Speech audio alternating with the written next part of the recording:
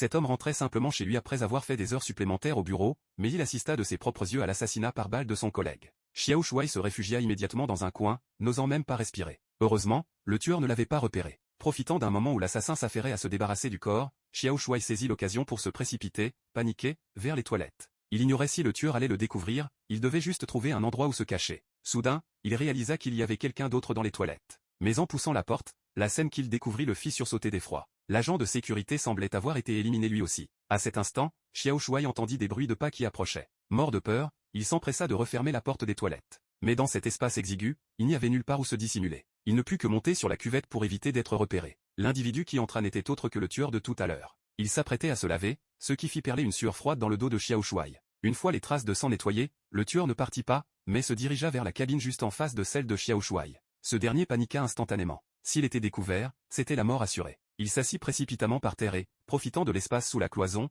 se faufila dans les toilettes d'accent grave côté. Le tueur ne remarqua rien d'anormal. Mais au moment où Xiao Shuai posa le pied sur la cuvette, il émit un bruit. L'assassin pensa que c'était le garde qui l'avait produit, il n'y prêta donc pas attention. Il se contenta de fracasser le talkie-walkie de l'agent, puis quitta les lieux. Xiao Shuai, qui venait d'échapper à la mort, n'osa pas bouger pendant un long moment. Peu après, le tueur se rendit dans la salle des archives de l'entreprise de Xiao Shuai. On le vit sortir un cocktail Molotov de sa boîte, apparemment dans l'intention de brûler quelque chose. De son côté, Xiao Shuai changea de position dès que le tueur fut parti. Il informa immédiatement son collègue qu'un assassin se trouvait à cet étage. Sans attendre sa réaction, il s'apprêta à l'entraîner pour fuir. Mais arrivé à l'ascenseur, ils constatèrent qu'il était en panne. Impossible de l'utiliser, il fallait trouver une autre issue de secours. Ils atteignirent rapidement la cage d'escalier, mais la porte de sortie avait été sabotée par le tueur. Cette fois, ils étaient bel et bien coincés. Ils décidèrent alors de se séparer. Xiao Shuai demanda à son collègue d'essayer d'appeler la police avec un ordinateur, pendant que lui-même irait voir s'il restait d'autres personnes. Mais il n'alla pas bien loin avant d'apercevoir une silhouette qui venait vers lui depuis la porte d'en face. Sans comprendre, il fit précipitamment demi-tour. La silhouette n'était autre que celle du tueur. Mais au moment où ce dernier passa à côté,